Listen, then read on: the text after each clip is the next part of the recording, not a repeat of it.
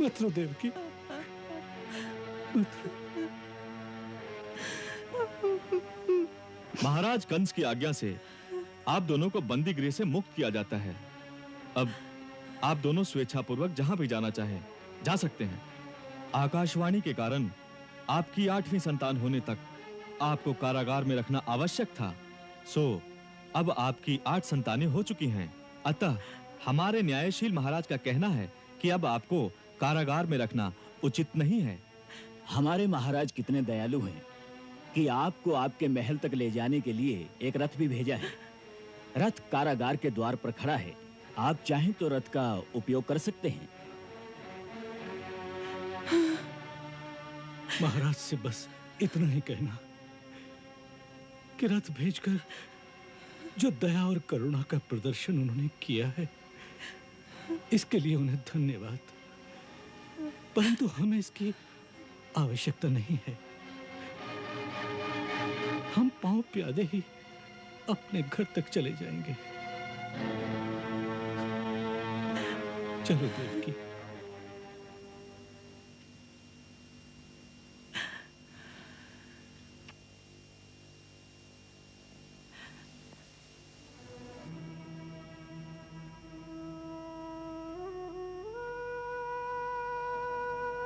हे स्थान देवता, इतने वर्ष आपकी छाया में रहकर हम जीवित रहे, उसके लिए हमारा नमन स्वीकार करें।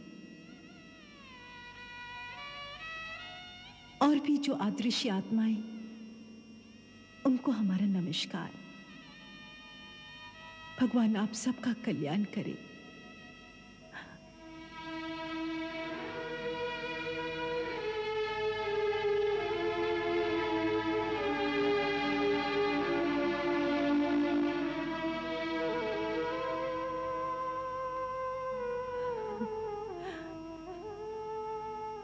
राजघरानों की रीत है कि कहीं से जाते समय सेवकों को कुछ पारितोषिक दिया जाए, परंतु इस समय आपको पारितोषिक देने के लिए हमारे पास कुछ भी नहीं है।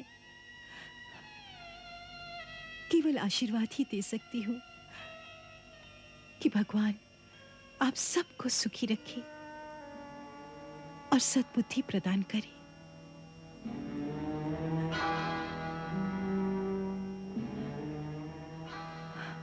चलिए देव। आओ चलो।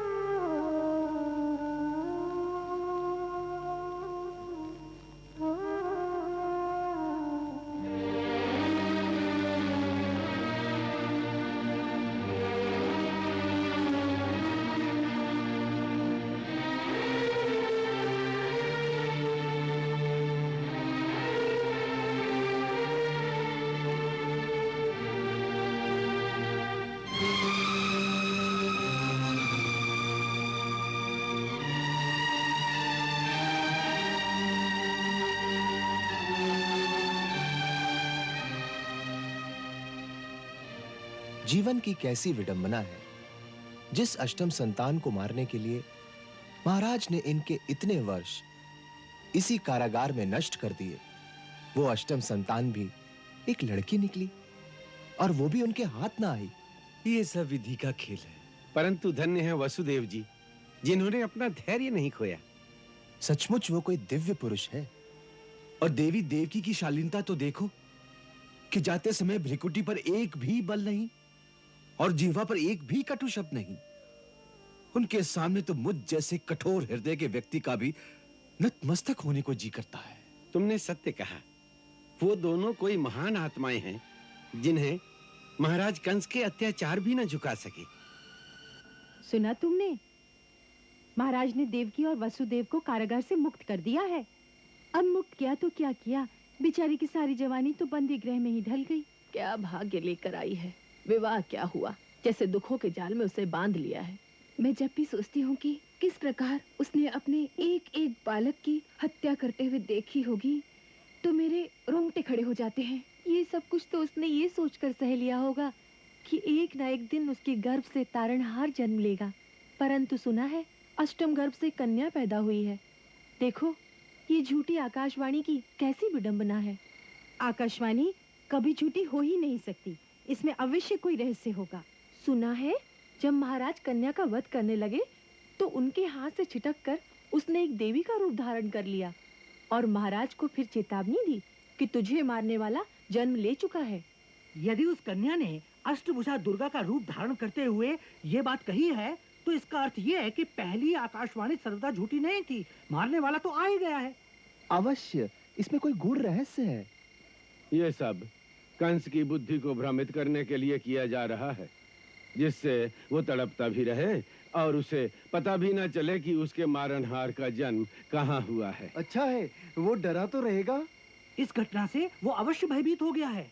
इसीलिए उसने वसुदेव और देवकी को बंदी गृह से मुक्त कर दिया है। हाँ।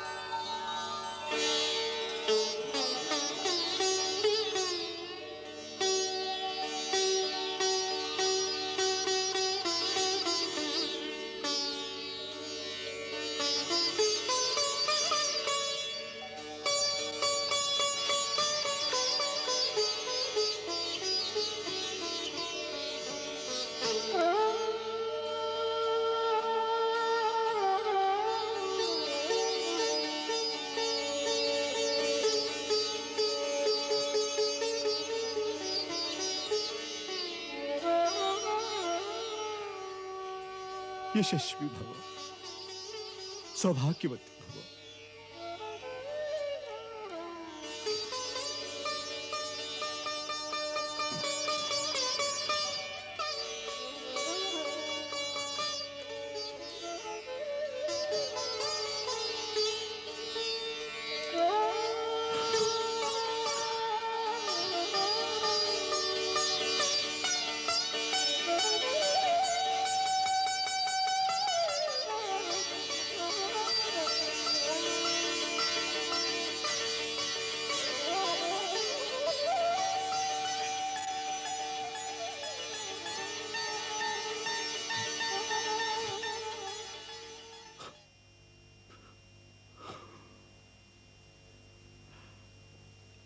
वसुदेव, तुम्हारे जैसा पुत्र और देवकी जैसी पुत्र वधू को पाकर हम धन्य हो गए हैं।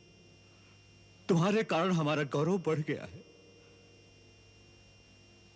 ऐसी घोर विपत्ति को तुमने जिस धैर्य और गरिमा के साथ सहन किया है, वो सराहनीय है।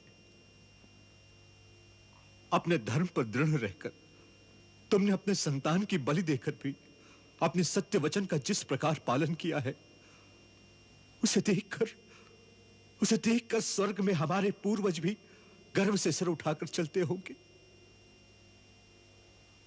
वत्स, तुमने कुल का नाम उज्जवल करके अपना पितृ ऋण चुका दिया है।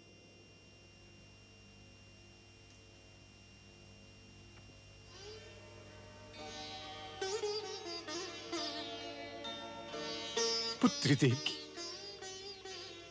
जिस माता के 6 पुत्रों की हत्या उसकी आंखों के सामने की गई हो, उसके हृदय की गहरी पीड़ा का मैं अच्छी तरह अनुभव कर सकता हूं। फिर भी तुमने ये सब कुछ सहकर भी जिस पति परायणता का प्रमाण दिया है, उसके कारण तुम हम सब की वंदनीय हो गई हो।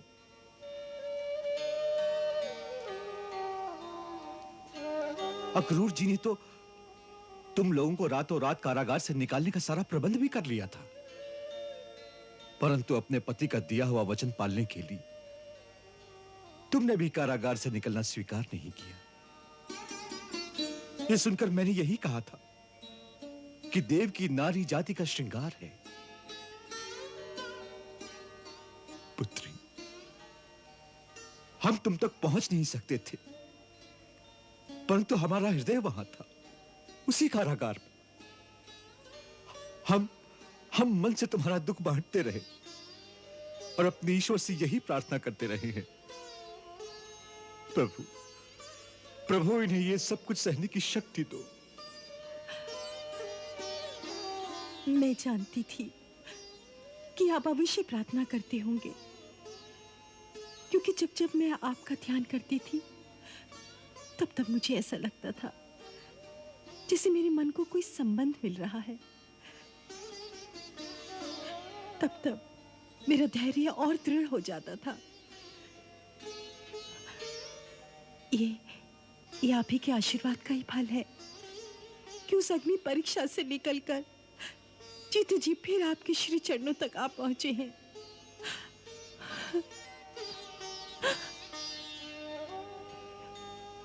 पिताश्री, भगवान जी तो आपकी बात सुनते हैं। उनसे कहिए कि किसी माता को वो न देखना पड़े जो मुझे देखना पड़ा।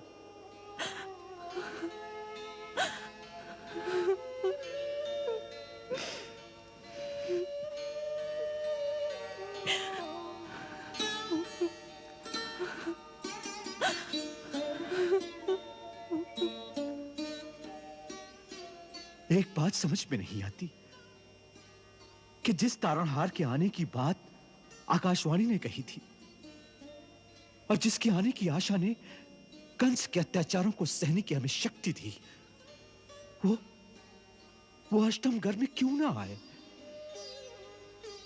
महाराज, यही प्रश्न प्रजा के मन में भी बार बार उठ रहा है, परंतु उसके साथ ही उस अष्टम गर्भ से जन्मी उस बालिका के चमत्कार की बातें सुनते हैं तो ऐसा लगता है कि इसके पीछे दैवी शक्तियों की कोई गूढ़ योजना बनी है। इसका समाधान हम संसारी लोग नहीं कर सकते हैं। इसका रहस्य गुरुदेव महर्षि गर्ग ही बता सकते हैं। जैसे उन्होंने मुझे यह रहस्य बताया था कि 7वें बालक के समय भाभी का गर्भपात क्यों हो गया।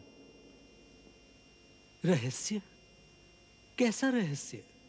कुमार वसुदेव, मैं कारागार में आपको इसकी सूचना देने वाला था, फिर? परंतु उस समय उन्होंने मुझे आपको बताने से मना कर दिया था। परंतु क्यों? उन्होंने कहा था कि उचित समय आने पर वो आपको सब कुछ बता देंगे। मुझे विश्वास है कि प्रातः जब हम उनके दर्शनों को जाएंगे तो वो आपको सब कुछ बता देंगे। मैं तो इतना ही कह सकता हूं कि वो गर्भपात नहीं था, एक दैवी चमत्कार था।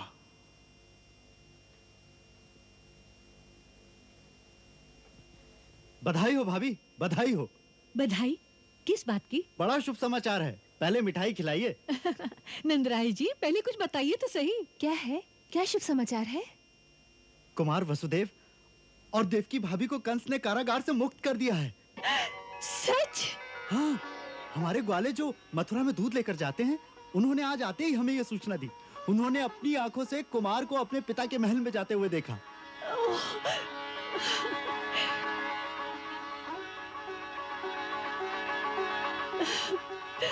प्रभु, तेरा कोटि कोटि धन्यवाद, कोटि कोटि धन्यवाद। ये सब देवी माता की कृपा है। हे देवी मैया, मैं तेरे नाम पे 100 गाय दान करने का संकल्प करती हूँ। नंदराई जी, जिन ग्वालों ने कुमार के दर्शन किए हैं, उन्होंने उनके स्वास्थ्य के बारे में कुछ बताया? वो दोनों सकुशल तो है ना? हाँ भाभी, कुमार वसुदेव और देवी देवकी दोनों सकुशल हैं। उन्होंने महाराज कंस के द्वारा भेजे हुए रथ का तिरस्कार कर दिया और मथुरा के बाजारों से पांव प्यादे चलकर अपने पिता के महल तक पहुंचे। धन्य है कुमार, आपातकाल में भी अपनी गरिमा का त्याग नहीं करते।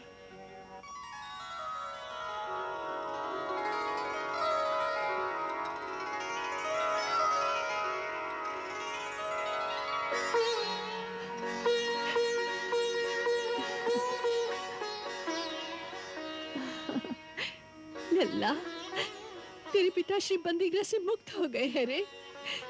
हाँ, अब तुझे शीघ्र ही उनके दर्शन होंगे। प्रणाम करो अपने पिता को। ऐसे।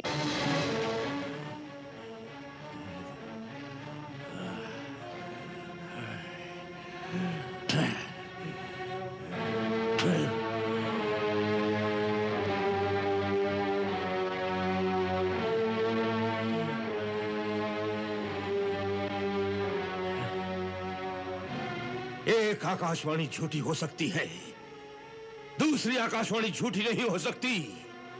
मैंने स्वयं उस बालिका को आकाश में अष्टभुजा रूप धारण करते हुए देखा है, और उसी ने मुझे चेतावनी दी कि वो जो मुझे मारने वाला है वो जन्म ले चुका है।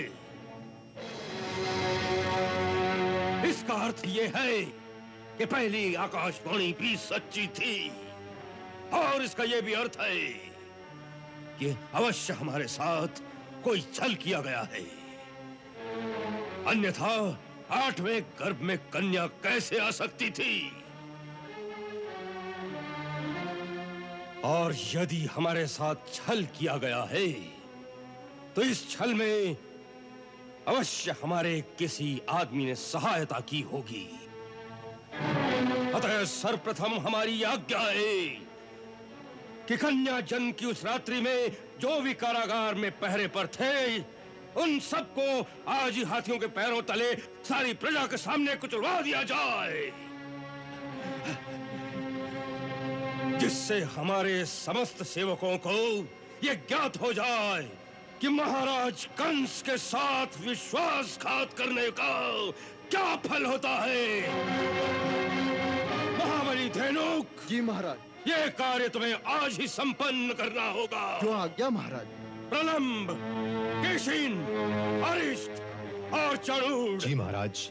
देवी के कथन से ये बात सिद्ध हो चुकी है कि देवताओं ने हमें मारने की कोई योजना बनाई है। हमारे गुप्तचरों का कहना है कि सारे नगर में इसी बात की चर्चा है कि हमें मारने वाला जन्म ले चुका है। हमारे शत्रुओं ने इस बात को फैलाया होगा। वो समझते हैं कि इस बात से मैं भयभीत हो जाऊंगा, परंतु वो ये नहीं जानते कि संकट आने पर कंस की शक्ति दुगनी हो जाती है। ये सब देवता हमारी वीरता से संतप्त हैं, परंतु हम इनको कुछ नहीं गिनते।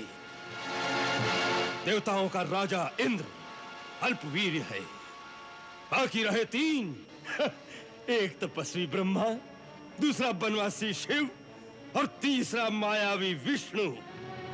इनमें से कोई भी समर भूमि में मेरे सामने आकर मेरे साथ युद्ध करने की क्षमता नहीं रखता। इनसे डरने की हमें कोई आवश्यकता नहीं। फिर भी राजनीति ये कहती है कि शत्रु चाहे निर्बल भी हो, उसकी उपेक्षा नहीं करनी चाहिए, उसे जड़ से उखाड़कर फेंक देना चाहिए।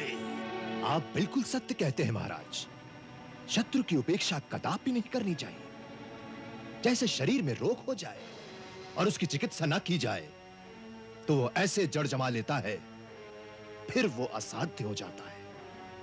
इसी तरह शत्रु को यदि ढील दी जाए तो वो अपने पांव जमा लेता है।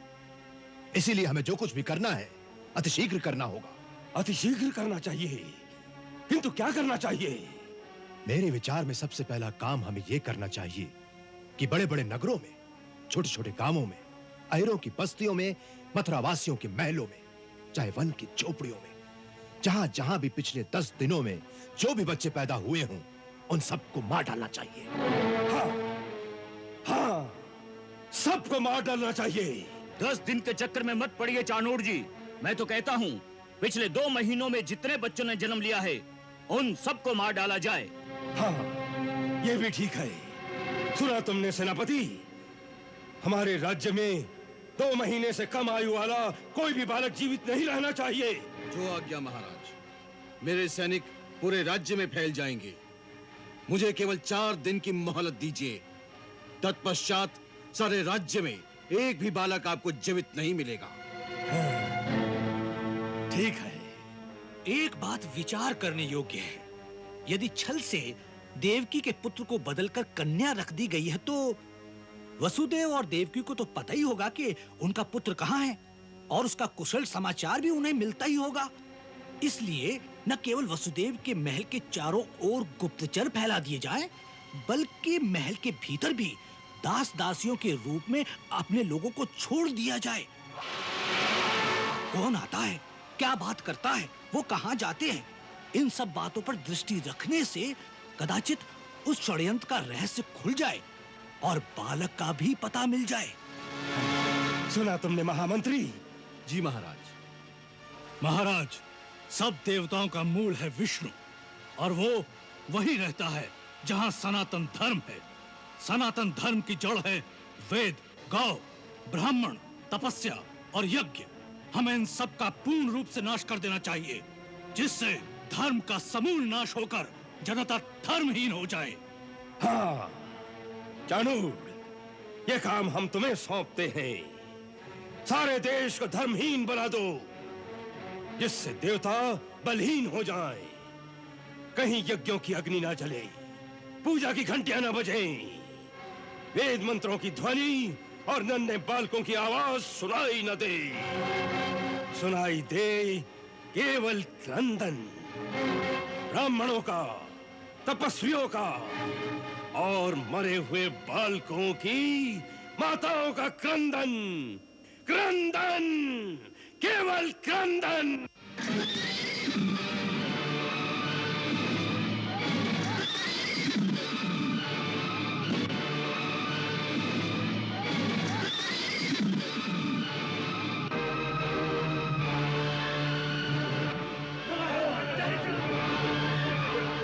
ये बच्चा मुझे दो। नहीं, नहीं, मेरे बच्चे को मत मारो। छोड़ दो, नहीं, मैंने दूर अपने बच्चे को, छोड़ दो मेरे बच्चे को। नहीं, नहीं, नहीं, नहीं, मारो मेरे बच्चे को। नहीं,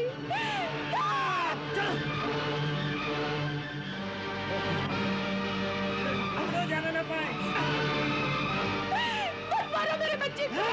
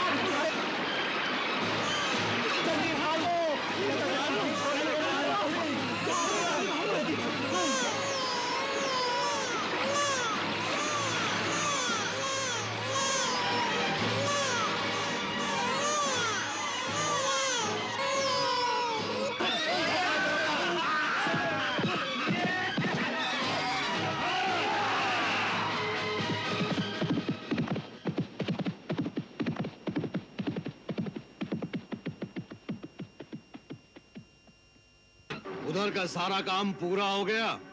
जी हाँ दलपति। यमुना के किनारे किनारे इस ओर जितने भी गांव हैं, जैसे चंद्रगीर, यादव नगरी, कीर्तिधाम, आज उन सब गांव में एक एक महीने से कम आयु वाला कोई भी बालक जीवित नहीं है। उत्तम! अति उत्तम! जाओ, इधर जाओ। सबसे पहले तुम्हें गोकुल गांव मिलेगा, वहीं से अपना कार्य आरंभ करो। ओम षष्ठी देव्यै नमः। ओम षष्ठी देव्यै नमः। ओम अश्मा भव परशुर्भव।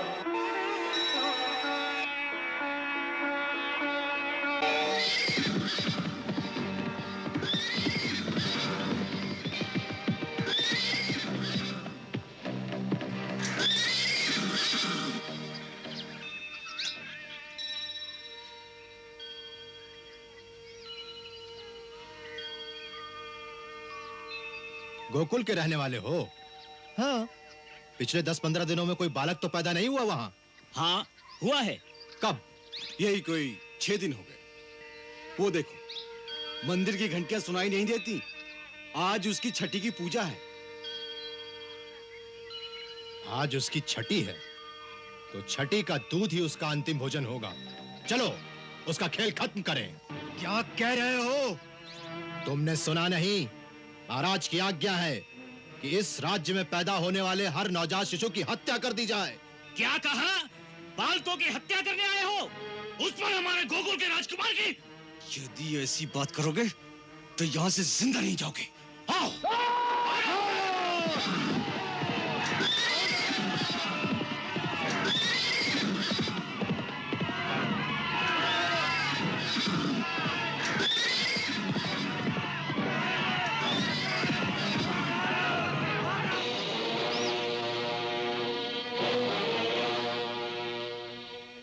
ये क्या हुआ?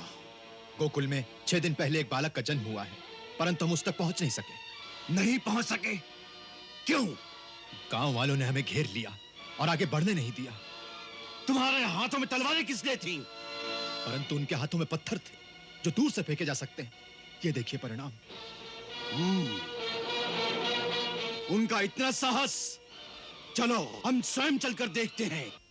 राजू भैया, ये जो सैनिक अभी गए हैं, ये और सैनिकों को लेकर फिर अवश्य आएंगे। हमें चलकर अब नंद बाबा से सारी घटना बता देनी चाहिए। नहीं, नंद बाबा इस समय कुमार की षष्ठी पूजा में मग्न हैं। इस खुशी के अवसर पर उन्हें परेशान करना ठीक नहीं। गोकुल के नवयुवक ही उन सैनिकों के लिए पर्याप्त हैं। जाओ, जाकर सभी से कहो कि जिसके पास जो हथियार हो लेकर गांव के बाहर आ जाए। जाओ, और सुनो, ये सब कार्य कुछ इस प्रकार से हो कि नंद बाबा के उत्सव में कोई विघ्न न हो। ओम षष्ठी देव्यै नमः। ओम षष्ठी देव्यै नमः। ओम षष्ठी देव्यै नमः।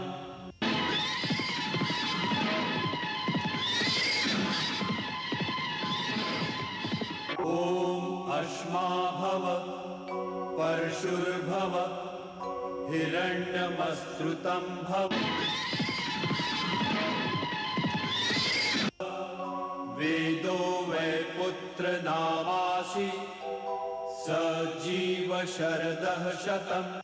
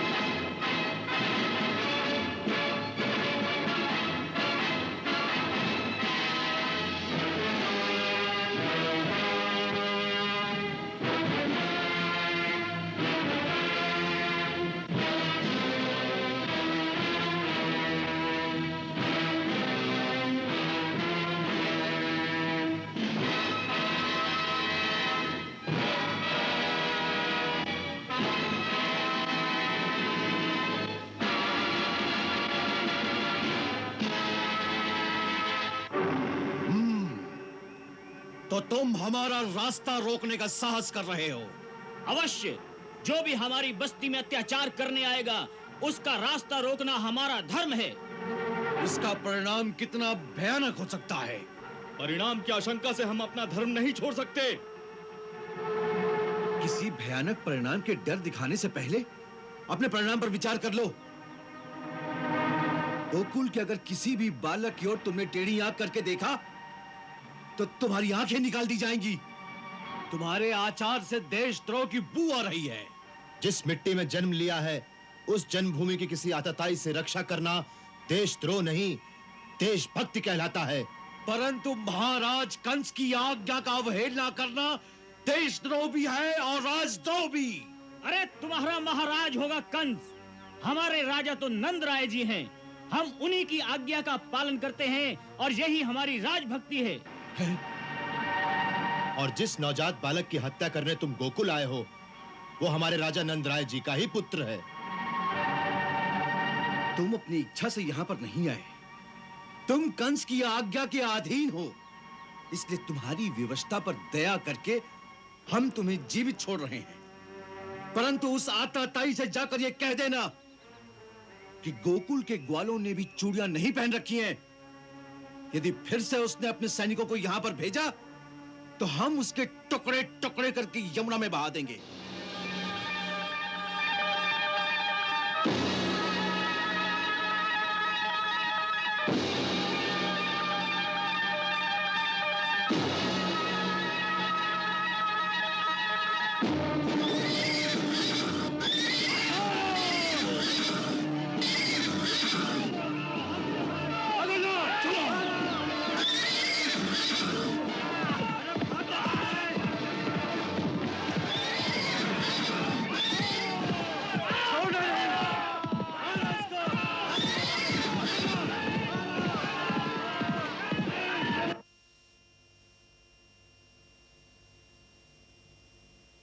क्या कह रहे हो? सेना को भगा दिया? वो जसोदा काकी के लल्ला को मांग रही थी। क्यों?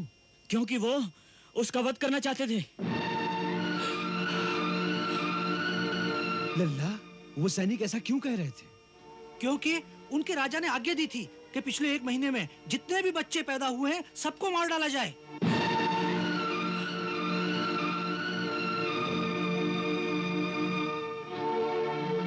ये तो अत्याचार है।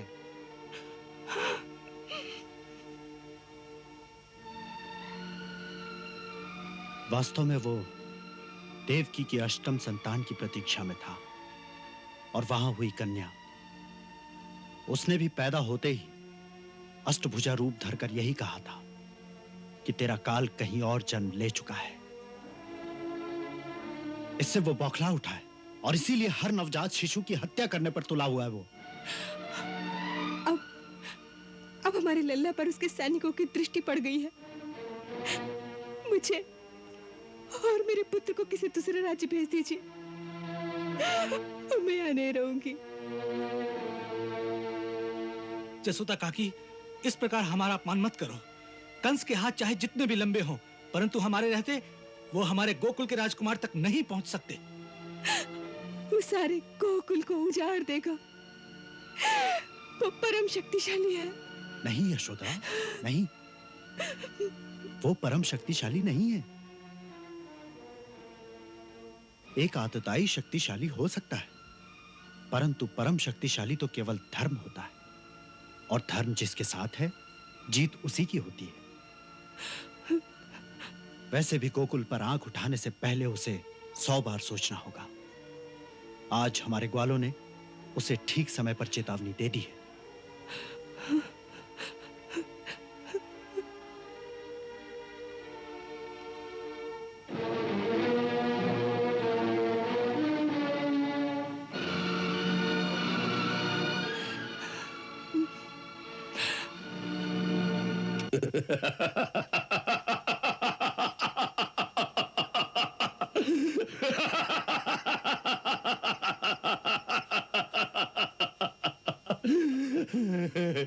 उन ग्वालों ने तुम्हें एक छोटी सी धमकी दी और तुम चूहे की भांति दुम दबाकर भाग गए।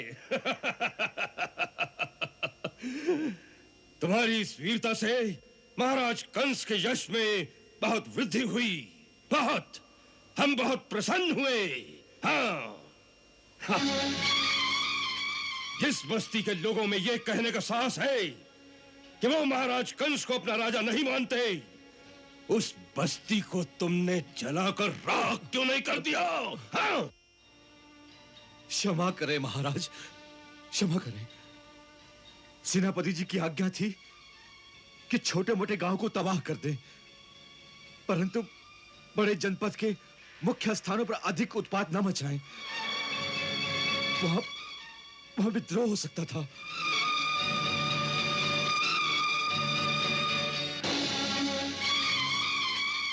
क्या ये सत्य है सेनापति? जी महाराज, महामंत्री की ऐसी ही आज्ञा थी। क्षमा करें महाराज, ये मत केवल मेरा ही नहीं, सारे सभासदों का है।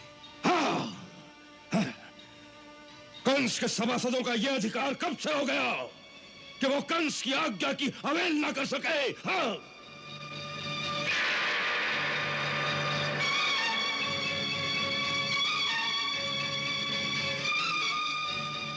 महाराज, आपकी आज्ञा की अवहेलना करने का साहस किसी में नहीं है, परंतु आज्ञा पालन किस प्रकार होना चाहिए, केवल उसमें मतभेद है। हम समझे नहीं चाणूर। महाराज, पिछले 1 माह में जो जो बालक जहां जहां पैदा हुआ है उसकी हत्या होनी चाहिए, परंतु जैसे आम आदमी के बालक की हत्या कोई भी सैनिक कर सकता है, वैसा व्यवहार हमें समाज के विशिष्ट लोगों के साथ नहीं करना चाहिए। उस पर नंदराय जैसे सामंत के साथ तो, जो ग्वालों के एक शक्तिशाली कबीले का सरदार है, आपको विशेष रूप से खुले विरोध का प्रदर्शन ना करके एक गहरी कूटनीति का प्रयोग करना चाहिए। मेरे मत में हमारे सैनिकों का इस प्रकार गोकुल जाना ठीक नहीं होगा, क्योंकि यदि उनके मन में कोई संशय आ गया तो आप जानते हैं कि वो पांचाल नरेश से भी सहायता मांग सकते हैं। वसुदेव की बहन कुंती के द्वारा वो हस्तिनापुर से भी सहायता ले सकते हैं। हाँ महाराज, हमें नंद जैसे एक प्रमुख सामंत को किसी दूसरे राजा के साथ गठजोड़ करने का अवसर नहीं देना चाहिए। वैसे भी इन बाल हत्याओं के कारण इस समय सारे राज्य का वातावरण शोकित है। नंद जैसे किसी विशिष्ट व्यक्ति ने विद्रोह कर दिया तो सारी जनता भी भड़क उठेगी। यही सोचकर तुम लोग उन ग्वालों के द्वारा किए गए महाराज कंस के अपमान को चुपचाप सह लेना चाहते हो? हाँ? क्षमा करें महाराज, यदि कुछ ग्वालों और 2-4 सैनिकों के बीच हुए वार्तालाप को हम स्वयं महाराज का अपमान मान लें तो ये हमारी भूल होगी। मुझे विश्वास है कि जहां तक नंदराय जी की बात है, उन्हें यदि हमारी ओर से छेड़ा ना जाए तो वो भी कभी आपसे विमुख होने का साहस नहीं करेंगे। वो शांति प्रिय लोग हैं। उनकी जन्म प्रथा के अनुसार पुत्र जन्म के अवसर पर उचित भेंट लेकर राजा के दरबार में अवश्य आना चाहिए। हाँ, आना चाहिए। उन्हें राजा का आशीर्वाद पाने के लिए भेंट लेकर अवश्य आना चाहिए। फिर क्यों नहीं आए वो लोग? हाँ, आना चाहिए था और मुझे विश्वास है कि वो अवश्य आएंगे, परंतु उसके लिए हमें उपयुक्त वातावरण बनाना चाहिए। उनके मन से यह आशंका मिटा देनी चाहिए कि महाराज उनसे क्रोधित हैं। बल्कि जब वो यहां आए तो आपको उनके साथ ऐसा व्यवहार करना चाहिए कि उन्हें यह धोखा हो जाए आप उनसे अति प्रसन्न हैं। बस फिर गोकुल वासियों को अपने नवजात शिशुओं की रक्षा का भय नहीं रहेगा और हमारा काम आसान हो जाएगा। वो कैसे? महाराज, गोकुल के इलाके में पिछले दिनों जितने भी बच्चे पैदा हुए हैं, नंदराय के पुत्र समेत, उन सबको मारने के लिए हमें अपने खुले बंधु सैनिकों को नहीं भेजना चाहिए। अपने मायावी राक्षसों को एक एक करके वहां भेजना चाहिए और वो वहां जाकर बच्चों का इस प्रकार संहार करेंगे कि किसी को यह शक भी नहीं होगा कि इस कार्य के पीछे महाराज की प्रेरणा है। हाँ, तुम ठीक कहते हो। तुम बहुत बुद्धिमान हो चाणूर, बहुत बुद्धिमान। नंदराय जी, बुद्धिमानी यही कहती है कि जहां तक हो सके राजा से बैर नहीं बढ़ाना चाहिए। इसीलिए मैं बड़े भैया देवदत्त की बात से सहमत हूँ कि प्राचीन प्रथा के अनुसार नंदराय जी को पुत्र जन्म के अवसर पर राजा से आशीर्वाद पाने के लिए उपयुक्त भेंट लेकर महाराजा कंस की सेवा में अवश्य जाना चाहिए। मैं इस बात से सहमत हूं।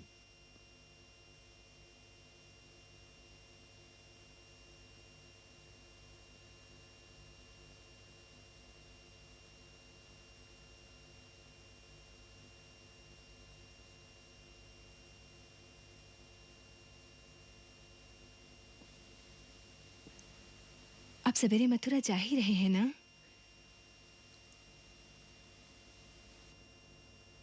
अपने साथ रोहिणी दीदी को भी ले जाएं तो उचित होगा। दीदी की भी यही इच्छा है कि वो अपने पति के पास चली जाएं। मैं भाभी की भावना को समझता हूं। इतने वर्षों के वियोग के पश्चात कारागार से उनकी मुक्ति का समाचार जानकर इनका हृदय अपने पति से मिलने को आतुर होगा। परंतु ये कुछ दिन और धीरज रखें तो उचित होगा। क्यों? आप ऐसे समय में धैर्य रखने को कह रहे हैं नंदराय जी, जब भावना के प्रबल प्रवाह से धैर्य का बांध प्रतिपल टूटता जा रहा हो। मैं समझता हूं भाभी। गांव के बड़े बूढ़ों के साथ भी इस बात पर चर्चा हुई। सबकी यही धारणा है कि अभी आपको मथुरा नहीं जाना चाहिए। कारण? कारण आपकी और आपके बालक की सुरक्षा। आपने कंस का यह आदेश तो सुन ही लिया है कि राज्य के समस्त नवजात शिशुओं की हत्या कर दी जाए। उस पर यदि उसे इस बात का ज्ञान हो जाए कि स्वयं कुमार वसुदेव की एक और संतान जीवित है और उसका जन्म अभी अभी हुआ है, तो क्या वो आतताई उसे जीवित छोड़ेगा? वैसे भी देवी देवकी के 8वें गर्भ से पुत्र के स्थान पर कन्या होने से वो बौखलाया हुआ है। ऐसी स्थिति में क्या वो इस बालक को तारनहार समझकर इसका हित करने की नहीं सोचेगा?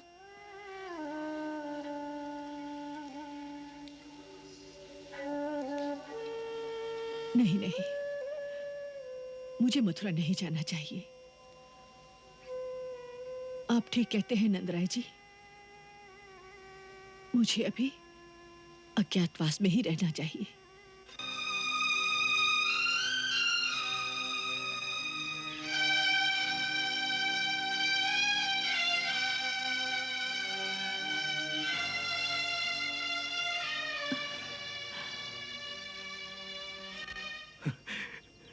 वो बालक मेरा है, मेरा एक पुत्र कंस के हाथों बचकर जीवित रह गया। गुरुदेव, ये रहस्य बताकर आपने मेरे मन के सूखी खेत को अमृत जल से सींचकर जैसे उसे फिर से हरा भरा कर दिया है।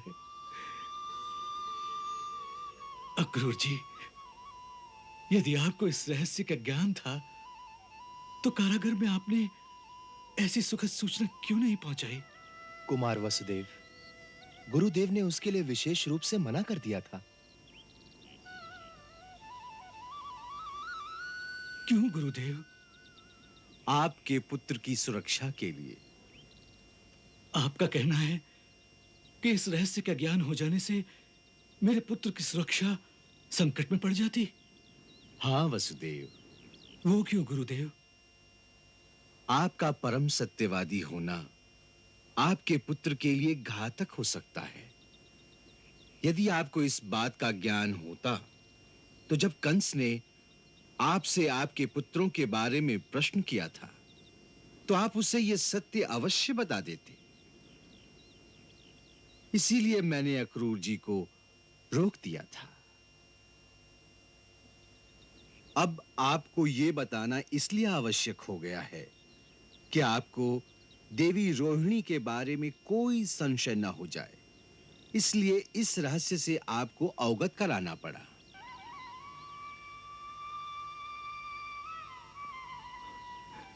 गुरुदेव, आपने मेरे ही कारण मेरे पुत्र को विनाश से बचा लिया।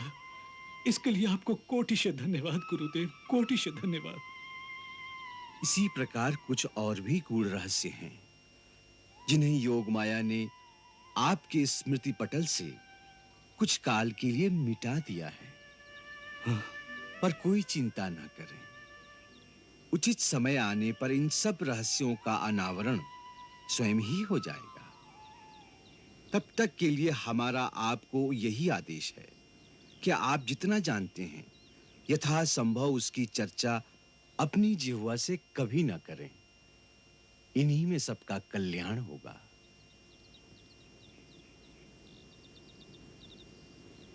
मैं आपको वचन देता हूं गुरुदेव, मैं प्राण दे दूंगा, परंतु अपनी जिह्वा से इस रहस्य को कभी प्रकट नहीं करूंगा।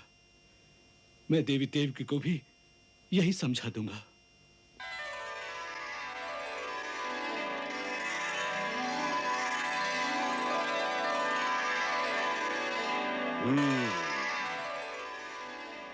हाँ।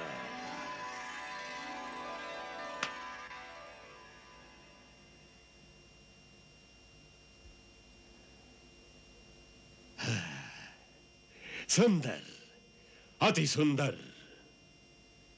हम बहुत प्रसन्न हुए और आपकी भेंट स्वीकार करते हैं।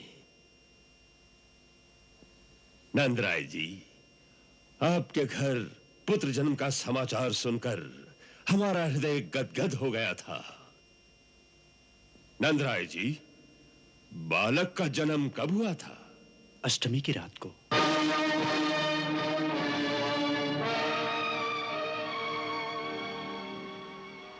आपको हमारी ओर से बधाई है।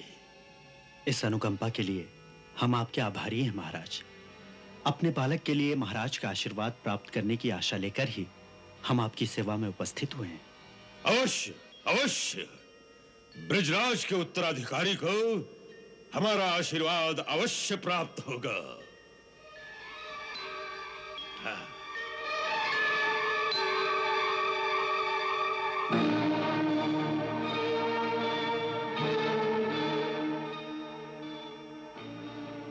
उस नंद नंदन के लिए मथुरा नरेश के आशीर्वाद की प्रतीक ये करधनी स्वीकार कीजिए।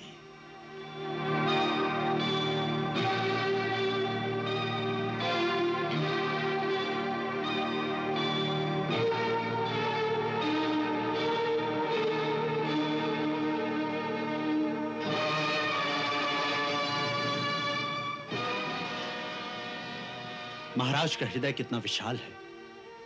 आज आपने अपने सेवक का मान बढ़ा दिया। नहीं नंदराय जी, नहीं। हम अपने सामंतों को सेवक नहीं, अपना साथी समझते हैं।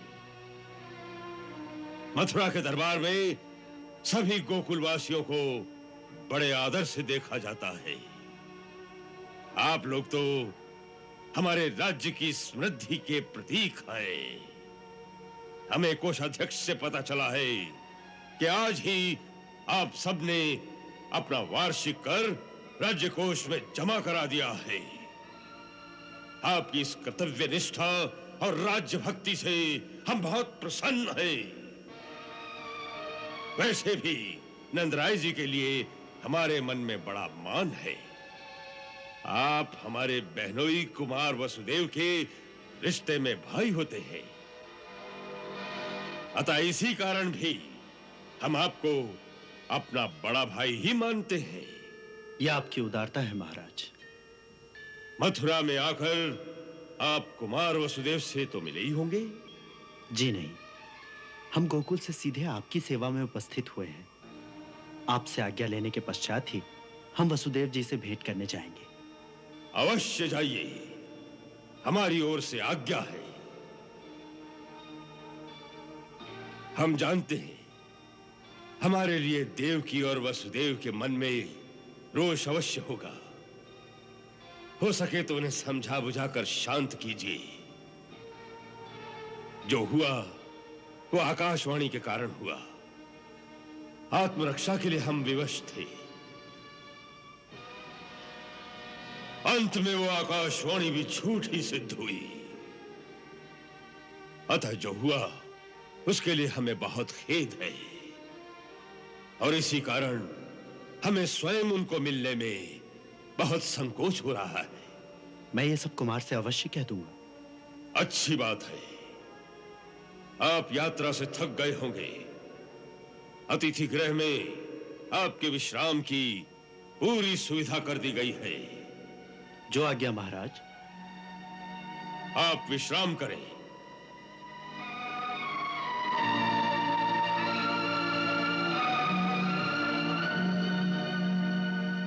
वाह महाराज वाह, अति सुंदर। आपने उन्हें पूरी तरह से आश्वस्त कर दिया। चाणूर, तुमने एक बात पर ध्यान दिया? किस बात पर महाराज? नंद के घर में यह पुत्र उसी रात को हुआ जिस रात कारागार में देवकी के गर्भ से एक कन्या ने जन्म लिया था। वो रात बड़े महत्व की रात है। जिस नंद के यहां संतान होने की कोई आशा ही नहीं थी, उसी रात को उस नंद के घर में एक पुत्र का जन्म होता है। और उसी रात को देवकी की गोद में जो कन्या मिलती है वो मानवी नहीं थी। हाथ से छूटते ही उसने अपना असली रूप धारण किया और उसने भी यही कहा कि तुझे मारने वाला जन्म ले चुका है। चाणूर, हमें पूरा विश्वास है कि वही बालक है जिसने देवकी के अष्टम गर्भ से जन्म लिया। कारागार से निकलकर किस प्रकार वहां पहुंचा, किसने द्रोह किया, इसका पता लगाना चाहिए चाणूर। अब इस बात का पता लगाना असंभव है महाराज। क्यों? क्योंकि उस रात बंदीगृह में जितने प्रहरी थे जो इस प्रकार द्रोह कर सकते थे, उन सबको आपकी आज्ञा से हाथी के पैरों तले मरवा दिया गया है। अब उस रात की कहानी सुनाने वाला कोई जीवित नहीं है। वो जीवित नहीं रहे, किंतु वो बालक हमारा काल जीवित रह गया। चाणूर, तुम और किसी बालक की ओर ध्यान ही मत दो। यही जिसे लोग नंद का पुत्र समझते हैं, ये वही है जिसकी हमें प्रतीक्षा थी। और इस बात का मुझे पूरा विश्वास है। महाराज, यदि यह सत्य है कि यह देवकी की 8वीं संतान है, तो फिर चिंता किस बात की? अब उस अकेले बालक से निपटना कोई बड़ी बात नहीं। आप हम में से जिसे आज्ञा देंगे, ये काम वही कर देगा। नहीं चाणूर, नहीं। तुम में से कोई भी वहां गया तो गोकुल वालों को सशंकित कर सकता है। हमारे विचार में तो इस समय केवल एक ही है जिसके द्वारा यह कार्य आसानी से हो सकता है। कौन? पूतना। हाँ, पूतना, बकासुर की बहन पूतना। महर्षि दुर्वासा की कृपा से वो बहुत सी मायावी विद्याएं जानती है। वो इच्छाधारी है, आकाश मार्ग से जा सकती है, मनवांछित कोई भी रूप धारण कर सकती है। गोकुल में उसे कोई भी नहीं पहचानेगा। बकासुर, तुम आज ही जाकर पूतना को हमारे पास आने के लिए कहो। तुम्हारे साथ हमारे युद्ध में उसने हमें अपना भाई बनाकर तुम्हारी प्राण रक्षा की थी। उस रिश्ते को निभाने का समय आ गया है। उसे कहो तुम्हारे भाई को तुम्हारी आवश्यकता आ पड़ी है, और उसे कुछ मत कहना। हमारे पास आने पर हम उसे समझाएंगे कि इस बालक का नाश कैसे करना होगा। जाओ।